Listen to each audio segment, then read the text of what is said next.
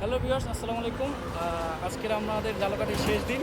এতদিন আমরা ঝালকাঠিতে ঘুরছি, আজকের শেষ দিনের মতো ঘুরে ফিরে যাচ্ছি। এই যে মুন্নাও আসছে আমাদের সাথে। আমরা তিনজন মিলে আবার আজকে ঢাকা ব্যাক করবো। তো দীর্ঘদিন পর ঝালকাঠি আসলাম, আবার ঝালকাঠি থেকে চলে যাচ্ছি। এটা আমাদের শহর। এটা কোথায় আছে এখন? চাঁদকাঠি।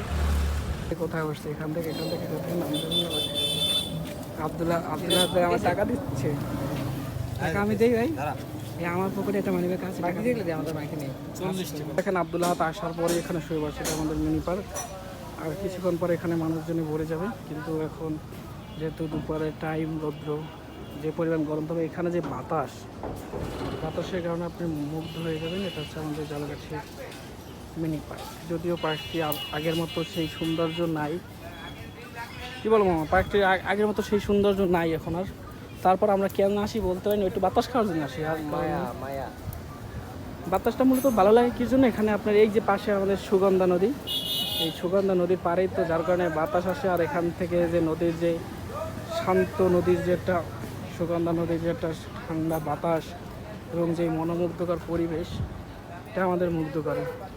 এই যে দেখেন মুন্না ভাই, সে এখানে বসে। মুন্না ভাই কিছু বলো।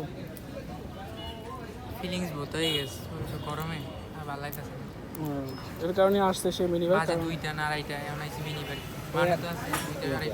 না মামা, 2টা না, এখন বাজে মাত্র 3টা 7। 3টার সময় কেউ পার্কে এখন সেলসিয়াস কত? পার্কে আর নিয়ম পার্কে আর 32 ডিগ্রি।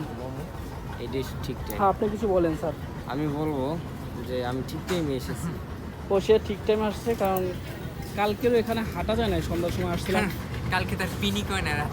ও কালকে হয় না, আজকে এই যে আসছে, এখন এখানে এসে শুয়ে থাকবো যতক্ষণ পর্যন্ত এখানে মানুষজন আমি আসবে, সে লোকটা শুয়ে হলো যাযাবর, যেখানেই পাই সেখানেই শুয়ে পড়ি। থাকবে। এর রোহিঙ্গা ছিল সম্ভবত, আমার বলে নাই। পাসপোর্ট করে বাংলাদেশ আইতেছে। পাসপোর্ট সে চেঞ্জ করে পাসপোর্টে বাংলাদেশ লাগাইছে, যার কারণে বাংলাদেশ।